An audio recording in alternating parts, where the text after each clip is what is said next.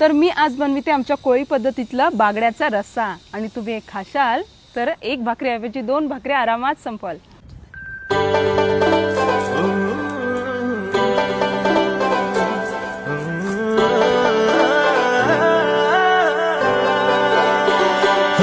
जशी आभाली सजली